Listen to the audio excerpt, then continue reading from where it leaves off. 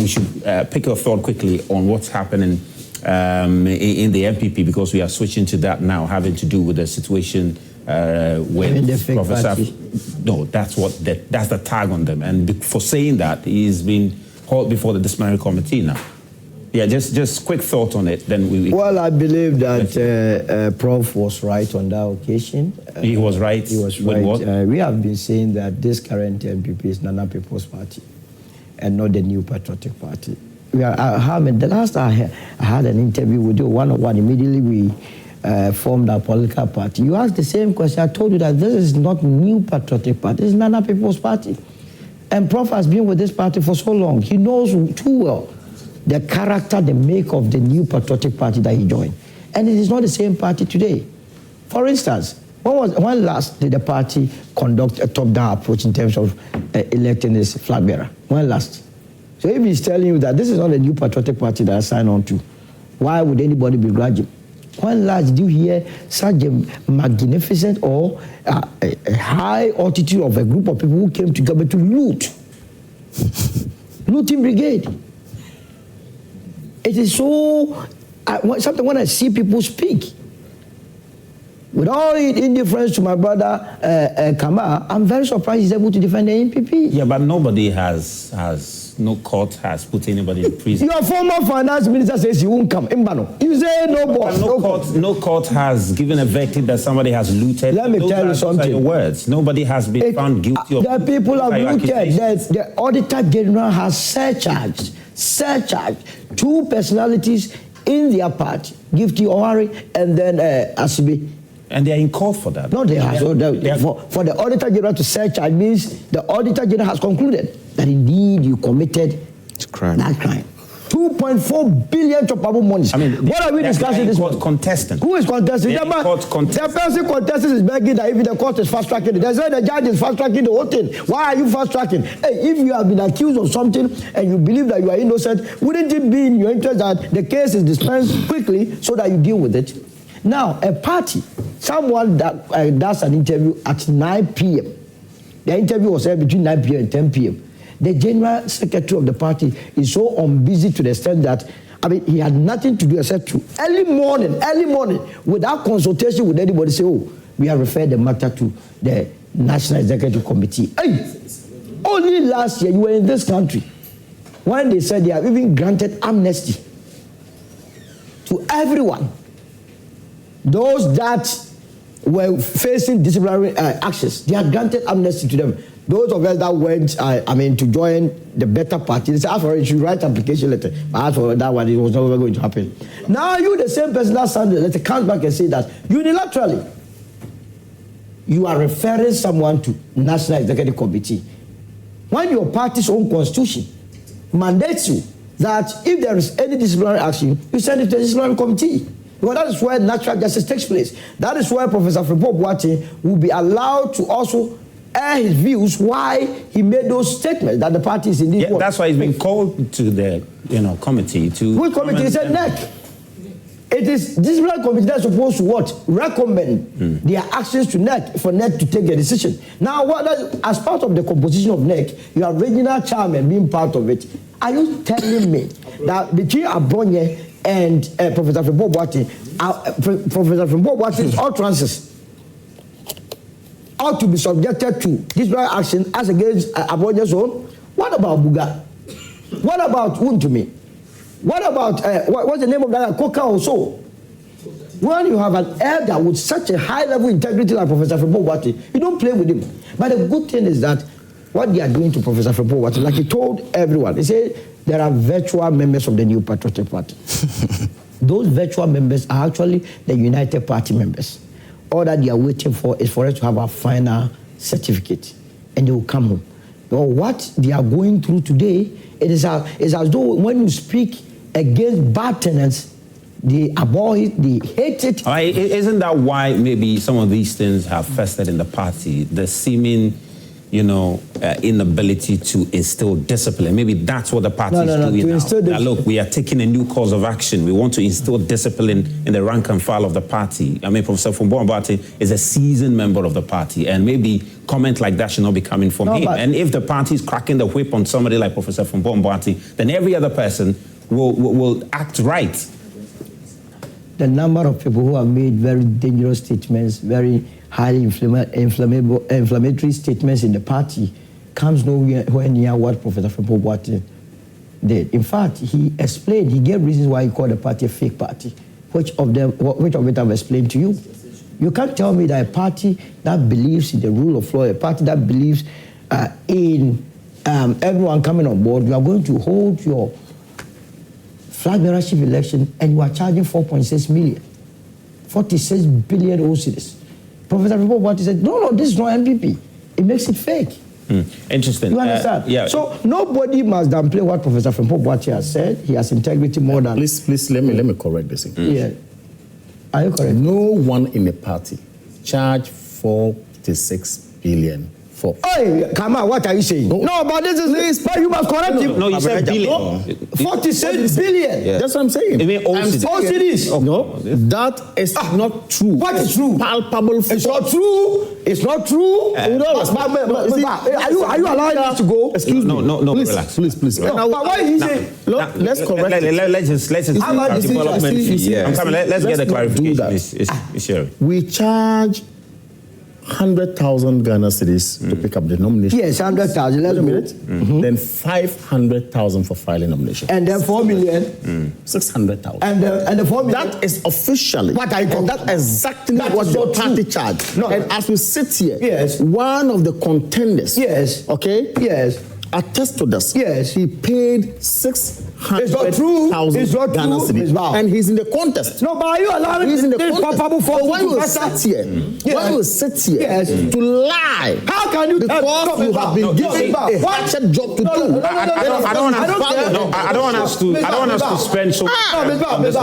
This last point. That is not. What was the reason? What was the reason for the withdrawal of Engineer Addo from the race?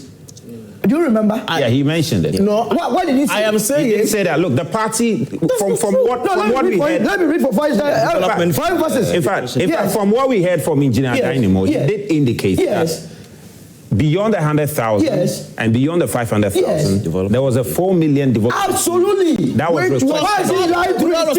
respect. Which was not. What are you talking about? Okay, which was not a matter put on all the candidates by force. How can you say that? What do you do? Is it the case? That's what I'm saying. You should not sit here and lie. Is it the case? Someone paid 4.6 million. Solomon, land for me. So in London, the lives of Kamala, the reasons why.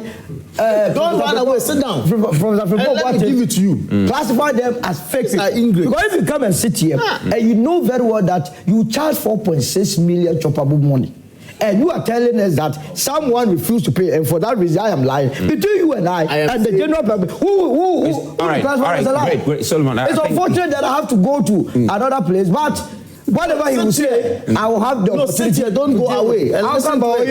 These are people who... Just for those of you who haven't fully appreciated the issue we are dealing with, having to do the comment that were made by Professor Frimpong-Boateng, we want to listen to him briefly. Kamala really wants Solomon to... Solomon, just stay a second just before you go. So, no problem. The presentation. All right, so let's listen to Professor Frimpong-Boateng, what he actually said. It's not good to your system.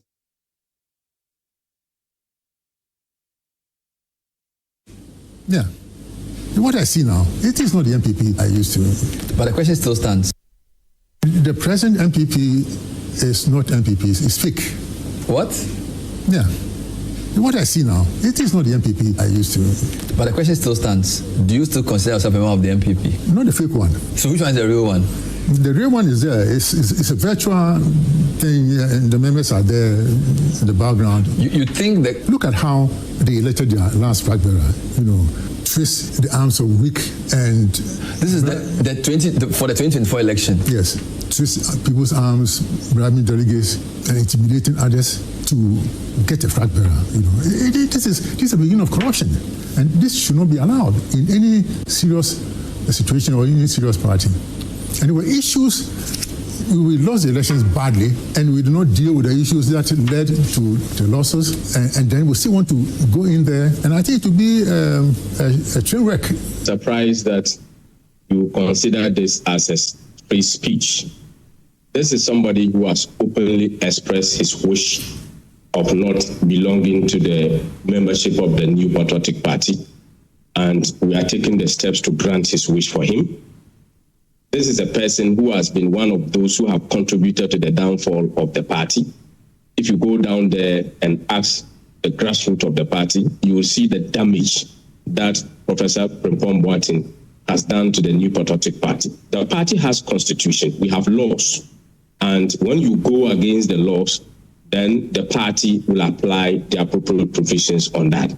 That is why the General Secretary has referred the matter to the appropriate provisions of the party's constitution. The formation of the New Patriotic Party was not by force, it was a voluntary joining. So if the person deemed it necessary that he doesn't want to be a member of the New Patriotic Party again, such as him, then we take the appropriate steps to grant him his wish. And the party will make sure that everything that is going to happen in this particular process is going to be grounded on the rule of law. Now, welcome back. Now, Solomon had to leave us because he's rushing to our sister station, Addo TV, to also join them for their morning show. Now, we're still in studio with the guests, but let me come to you, Kamal, because you also had some thoughts you wanted to share. But the concern some people are sharing is that your party is now becoming one where if someone criticizes the party openly, that you want to crack the whip, you want to put everybody into silence, sort of. I mean, now how do you respond to Well, thank you very much. Every society works with discipline. And every leadership comes with discipline. And every political party comes with norms, and if you like, constitution and regulations. And like our Deputy General Secretary, whose voice we just played, alluded to, it is a voluntary action you have taken. It is something that you have decided to do for yourself and for the party to join and uphold the good name of that political party. Now, if you say, Ms. Bao, or if you ask me, that our party has become a party where when anybody criticizes, we come after that person, I think it's rather unfortunate to go on that tangent. Why? We have a constitution which, of course, puts on all of us, each member of the party, some duties. And Frimpong-Boateng, Dr. Frimpong-Boateng, should know better as somebody who indeed prides himself as a senior member of this party. That's why I say every society has discipline, and every leadership comes with discipline. And if our leaders decide to be indisciplined, you would have to discipline them. Completely. Why am I saying this? Let's take what the constitution of the party says about duties of a member of the party. And with a great respect, listen to what the constitution of the New Patriotic Party says. Member, protect and promote the good name of the party. 2, protect the unity of the party. 3, be loyal and truthful to the party. Okay? And it goes on 4, abide by and publicly uphold the decisions of the party. Carry out his or her duties faithfully and with honesty to the best of his ability, and it goes on and on and on. And of course, this is Article 4 of the party's constitution, as it were. That's why I'm saying that Professor Frimpong-Boateng should know better, and not just he alone. Whoever, if not for mischief reasons, if not for abroad reasons, okay, wants the party to move on, you don't wash your dirty linen outside. You think he's doing this because he just wants to? And I'm saying that we, the young people, know better than what they're doing.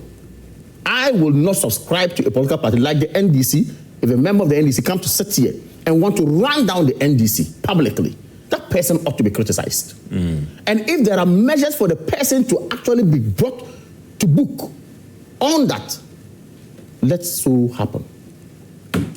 And so what did he say?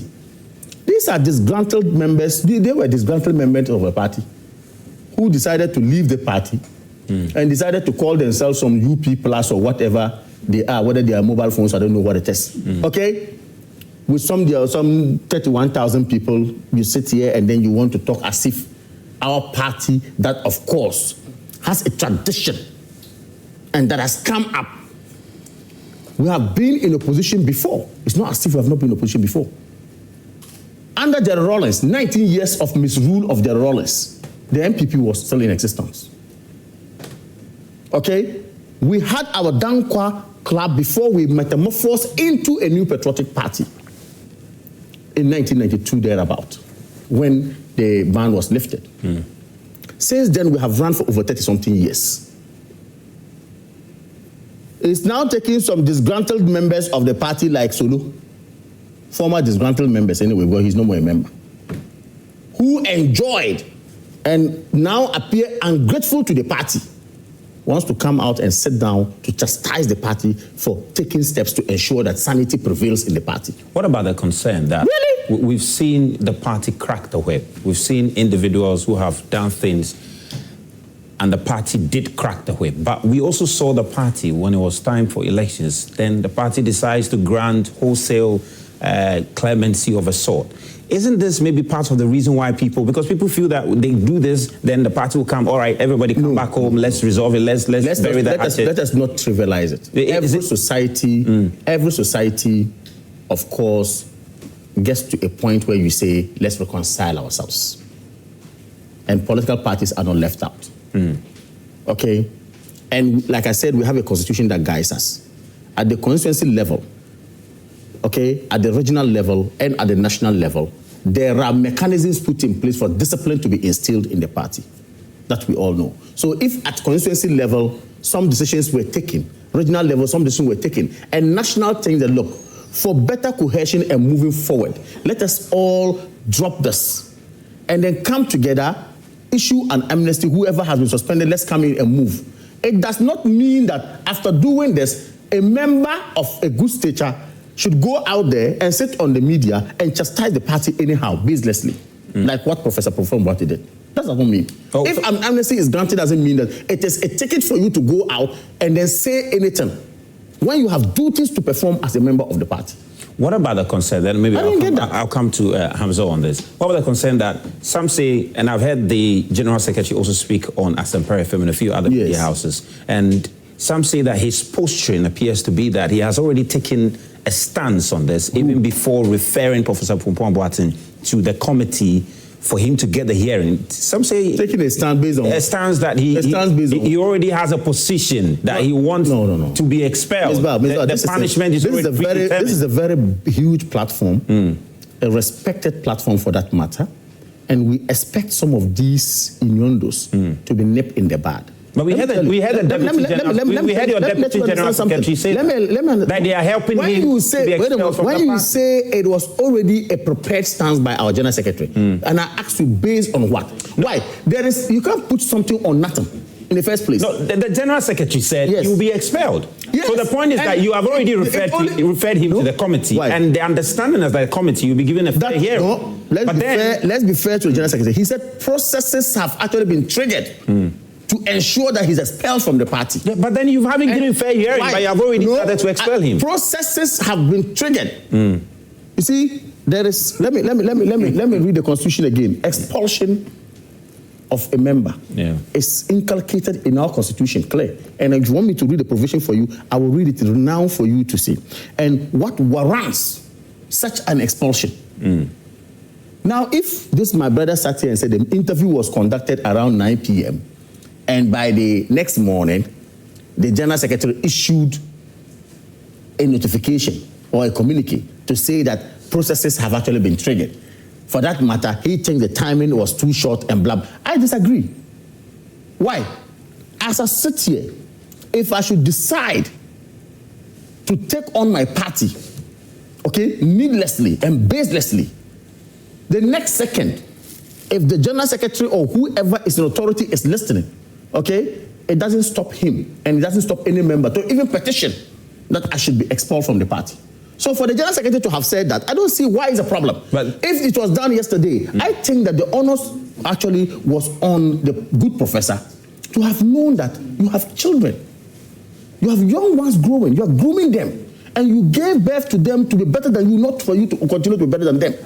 You should have known that. Therefore, some of the things that they wouldn't even say, then you don't say it. How on earth can you come and say that you don't even see yourself as a member of the party? So it grounds the General Secretary's position that you should be expelled. You said you don't see yourself as a member of the party, first place.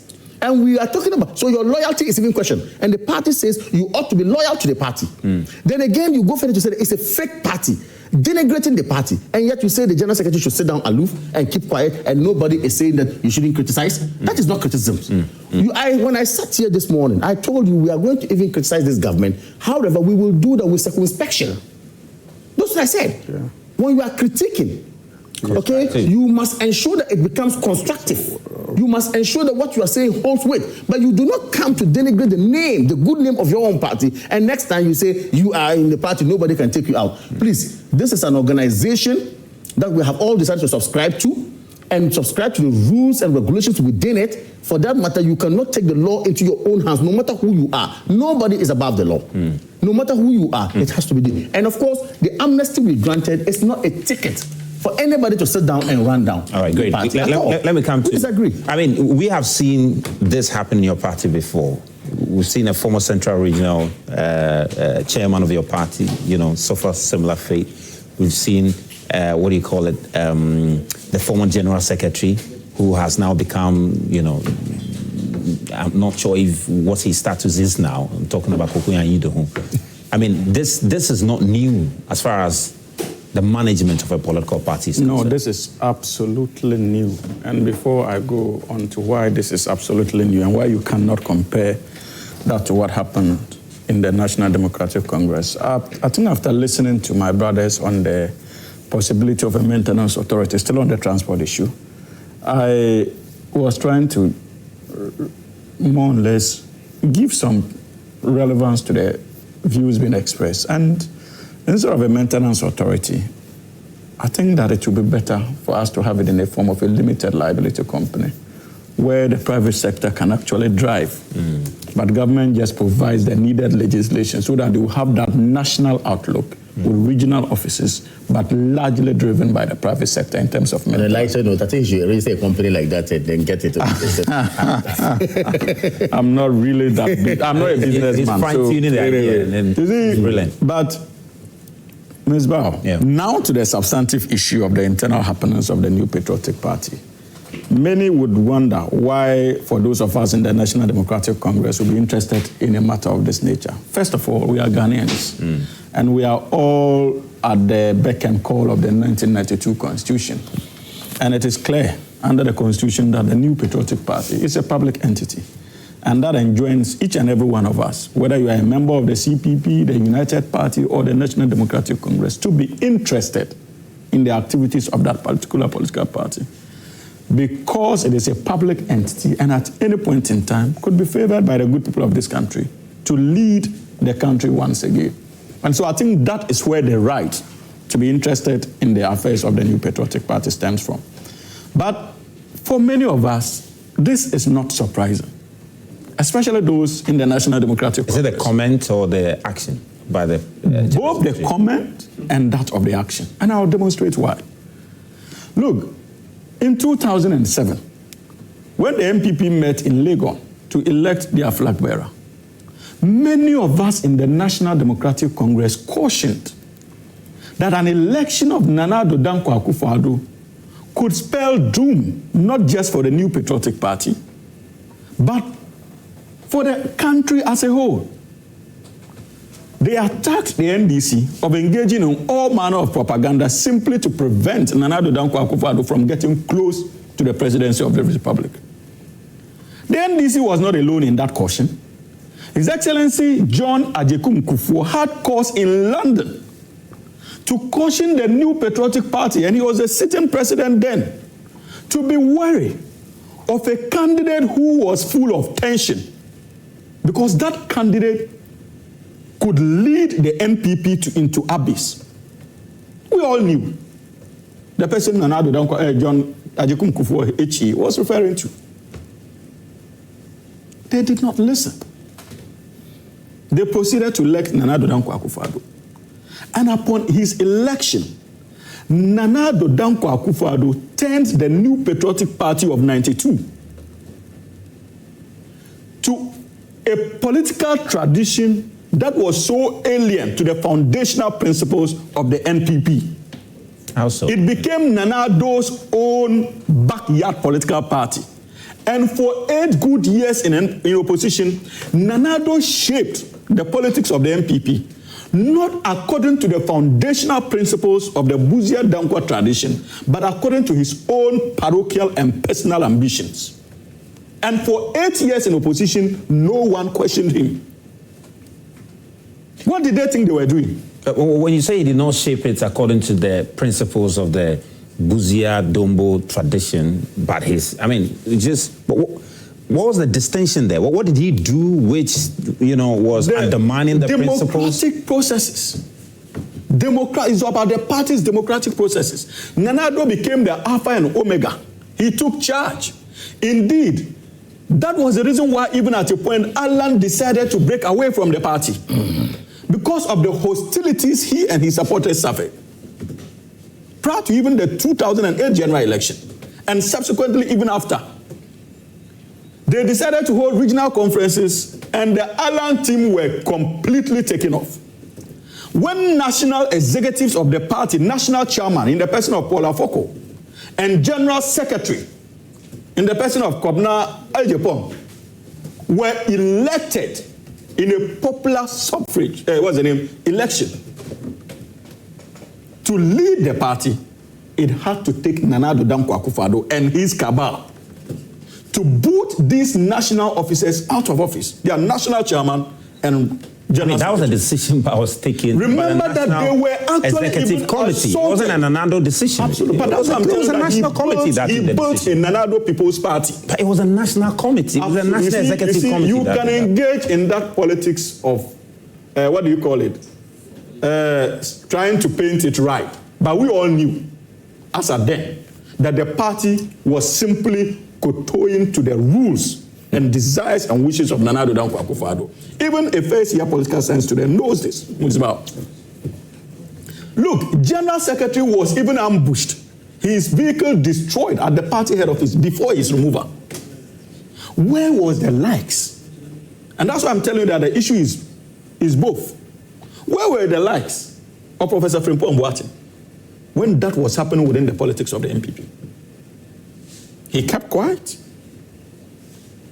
Even accepted after 2016 to serve as Nana Addo's Minister of Environment. So the MPP is a political party full of opportunists, driven with a desire to empower themselves at the expense of the state. So even this current outburst is never in the interest of the Republic of Ghana. It is in the interest of Professor Frimpong-Boateng, as it is with many NPP people. So that's why I'm telling you that even his outburst is problematic. Because it is parochial, it is sectional, it has nothing to do with serving the national interest. But that does not mean that he's wrong. In the conclusion that this is a fake political party, and that's why I had to give you that historical evolution of the fakeness of the current NPP. Means well, as if that was not enough. And for 8 good years in government, Nana Addo did not only destroy the NPP. For 8 good years in government, we watched Nana Addo destroy every fiber of our life as a country, from the economy to state institutions. And for the first time, we saw national security, a party tax, attacking judges in Kumasi and the likes, where they had to run for their lives. We experienced all manner of things. Journalists, who since 92 have practiced with ease in this country, journalists had to be flown out of this country for their own safety. Indeed, unfortunately, one of them was coldly murdered in the last 8 years. That was what happened to freedom of speech and a threat to our democracy. Do you call that the MPP of Busia Danko tradition? I mean, well, It is only fair you I have not even done anything yet. but what's the way forward? What's the way forward? I want to now, it is important that I'll try and get some. and let him know where he's coming from. I'll try and get some. I am making an analysis. Hamza should know where he's coming from himself. Yeah, Hamza, land for me, please. Land for me, please. Please bow. You see, so that is the trajectory the party has been going. Now Nana Addo is no more. When Nana Addo was flat, before he exited, he presided over the election of the current National Executive Committee and even their front bench in Parliament. His influence was brought to bear in determining who became National Chairman, General Secretary, and the like. That's the same with that of the, what do you call it? That is leadership in Parliament. I know as a matter of fact that the decision to appoint Afenyo Martin as minority leader was taken in consultation at the behest of His Excellency Nana Addo Dankwa Akufo-Addo. I know that political pressure influenced the election of Dr. Mahmoud Bawumia as flag bearer of the New Patriotic Party in the 2024 general election. And that is what many of these people are talking about. Who can deny that? Incumbency power? Who can possibly deny that influence? And so we are still living, the MPP for that matter, they are still reeling under the negative effects of Nana Addo Dankwa Akufo-Addo's leadership, even now that he's former president. What we have in place, please, under a minute. What we have in place is still the consequential effects of that bad leadership. So you do not expect anything reasonable from the current National Executive Committee. When you were trying to correct him about their decision to sideline their own internal processes, the General Secretary, we all heard him. What did he say? Abi, he wants to be out of the party. We are making it easier. We are trying to quicken the processes for him to leave the party. Is that not what Haruna said? Yes. We will help him realize that dream. Is that not what he said? And you sit here and claim that, oh, you are taking him to your internal processes. This is a confused party, and a party that cannot lead itself should not even dream of getting close to the leadership. My brother, let me look. You see, there are some impressions. Just do 2 minutes, Ivan. I'll let you have the last take on this. Then I'll come to the studio. This is very Ivan, interesting. I'll let you have the last take on this. The person who was your founder, the NDC's founder, late Jerry Rawlings, the kind of inhumane treatment he was subjected to by the likes of Hamza and other members of his own party. Was he sacked from the party? Okay, listen, please, I'm saying the founder. Don't be comparing. Again, we sit here. And oranges. The horse pips, with all respect, the horse pips that you use from the party to chase the likes of Obeda Samuel and go out of the party. To the extent that you brought somebody please. Nobody sacked him. The horses, you used to take them out. And I'm saying, John Dramani Mahama, today you are presenting him like a saint. Interesting. We all remember Fonka Games, Atamals, and what happened to Rawlings' wife. We all remember how you skewed to ensure that nobody even contests John Dramani Mahama and what Dufo and Co had to go through in this party. We sit here today, your general secretary is under siege. Did Dufo leave the party? Your general secretary, Fifi Kote, is under siege. For what? By you, just because he has come out to caution or to issue statements that says, look, let's build a political party. You are fighting him. We sit here today. Your president or our president had cause to call your own party a lame horse after the 2016 election. John Dramani Mahama is on record to have described the NDC as a lame horse, that he rode a lame horse into the but yet still you nurtured, protected him, brought him and washed him and then present him as if he's the best. Why? You are here saying that some people sit and then use mechanism to ensure that other people are elected. What you do in NDC, we also watch. But of course, the future is pregnant. Interesting. We are watching.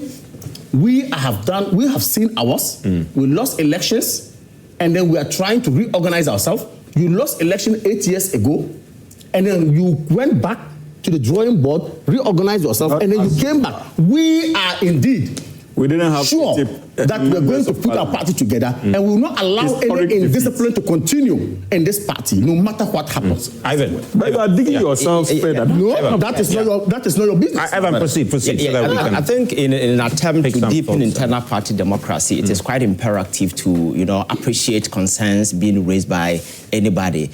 Political parties are full of individuals from different backgrounds, different orientation, and at any point in time, people have the right to express their opinion, dissatisfaction concerning the state of play at any point in time.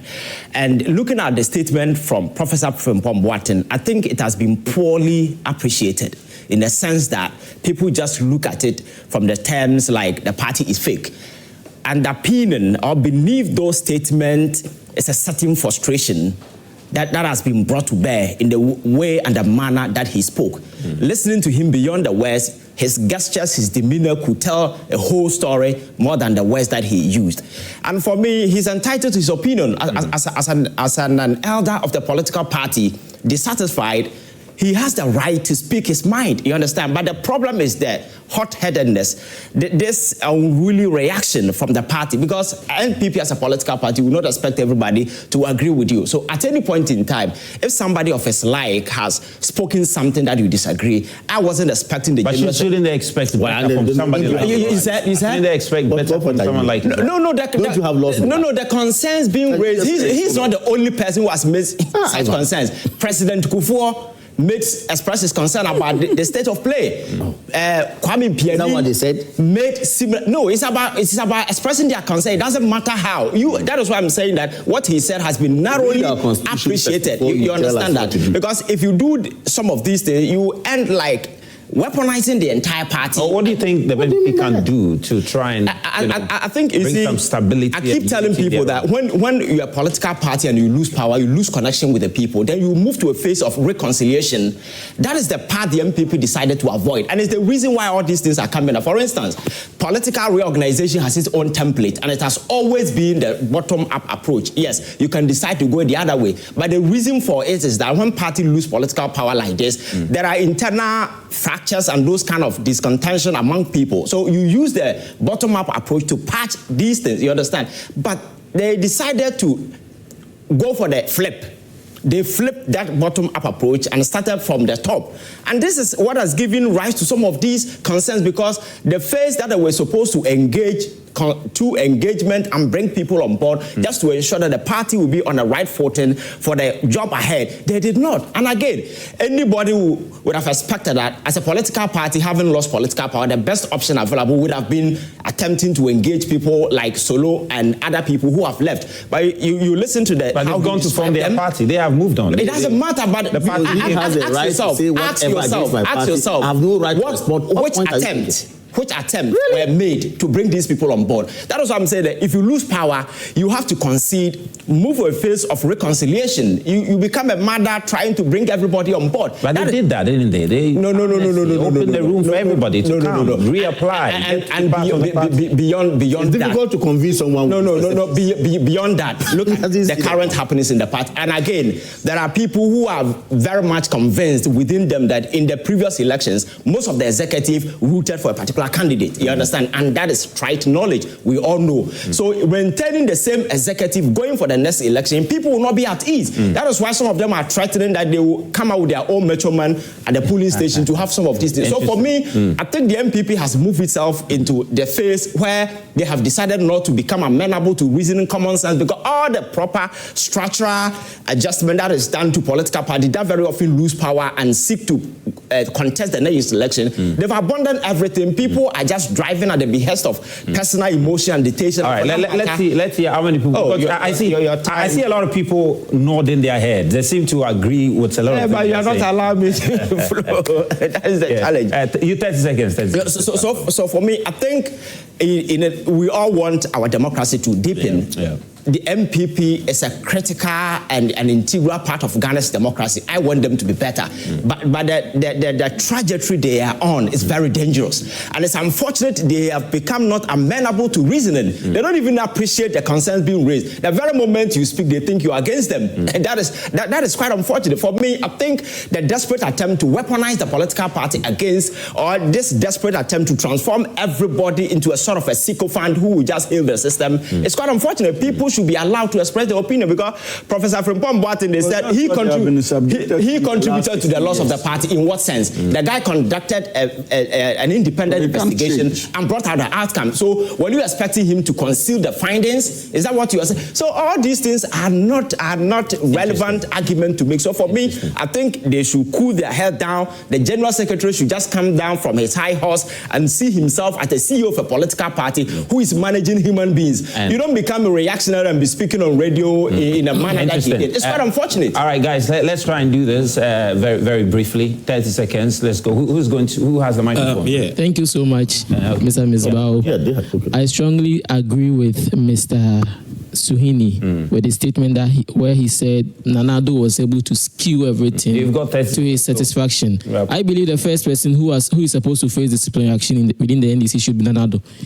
I wasn't expecting such a letter to come from a lawyer of high standard like Mr. Justin Kodia, because what happens to Article 4, Clause 3 of the MPP Constitution that talks about disciplinary action? The statement made by the Deputy Secretary of the NPP has already prejudiced the whole matter. When someone makes a statement and you think it's indiscipline, you refer the person to the discipline committee. But issuing a statement that is referring the person to the neck instead of the discipline committee, you've already made a prejudiced statement. Interesting. And all right. I think that's a Zach, point. Yeah. Thanks very much. I think as a political party, you have rules that governs us. Even in the NDC, the Central Regional Chairman, the former Regional Chairman in Central Region, Addo Jacobs, was suspended because of anti-party conduct. And even also, as they were saying, Polafoko and Japan were suspended, and then people want power. If we can keep some people in line, or we can suspend some people and win power, I think there's nothing wrong with that. All right. And also, let me. I think you have spoken. If someone else. I would like to also. Ms. Val. 2 seconds. Okay, you sat down. I was giving you 2 seconds, but you sat down. What about the new? The NPP is doing is actually making their party unattractive for the young people, because even the young people, even they are doing this to Professor Frimpong-Boateng. How much more a young politician? They are saying they are doing it so that it will serve as deterrence to young people to. Actually, it's in the wrong direction. Okay. Thank you once again. Yeah, I think my problem is the place he speak, because this case is very eternal and it's in the party, within the party. We are all in the party. We know what is going on in the party, but you can't come out and voice this out, because it will make the party unattractive, because it's fake. We are all in the party, we know what is going on, but we don't talk. We address the problem. Internal, we talk. Internal meetings, we talk. Then we address issues, because we are an organization. We can't come out and talk on public television. Thank you so much.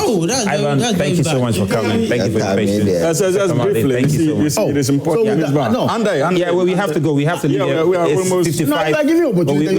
We have to leave now. We have not said anything. We have to. I've been prompted. We have to leave. The point, the distinction. This distinction is important. This distinction is important. This distinction is important. These people have a history in the National Democratic, and they would have to advise the MPP. That is why. No, I disagree. I'm pleased. That is why in my submission. I'm sorry. You have to go. That is why in my submission I made the point that Professor Frimpong-Boateng has a problem. But when it comes to the approach in sanctioning people, you cannot compare what is happening now in the MPP to what happened in the NPP. Oh no! Thank you so much. And that's why the two cannot. What people have done to we go through processes. Back sometime next week, and of course, so much more conversations to have.